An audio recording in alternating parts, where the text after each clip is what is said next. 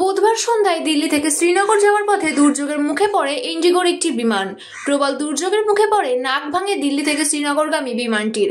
সংবাদ সূত্রে খবর, শ্রীনগর অবতরণের ঠিক আগেই প্রচণ্ড শিলাবৃষ্টি শুরু হয়। শিলাবৃষ্টির আঘাতে বিমানটির সামনের অংশ ক্ষতিগ্রস্ত হয়ে ভেঙে যায়।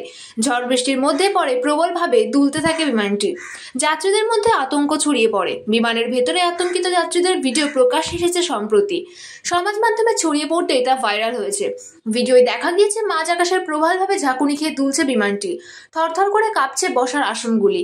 এই ঘটনায় বিমানের প্রায় 200 জন যাত্রী আতঙ্কিত হয়ে পড়েন, কারণ ঝাঁকুনি এতটাই তীব্র ছিল যে তাদের আশঙ্কা ছিল হয়তো বিমান অবতরণ করতে পারবে না। আসন আঁকড়ে তারা বসেছিলেন।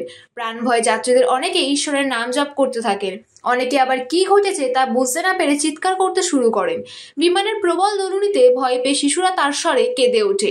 সন্ধ্যা 6:30 নাগাদ বাতাস এবং শিলাবৃষ্টির দাপটে নাক ভাঙা অবস্থায় বিমানটিকে শ্রীনগর বিমানবন্দরে অবতরণ করানো হয়। বিমান চালক জানিয়েছেন তিনি 41 বছর বিমান চালাচ্ছেন, এমন অভিজ্ঞতা তারও কখনো হয়নি।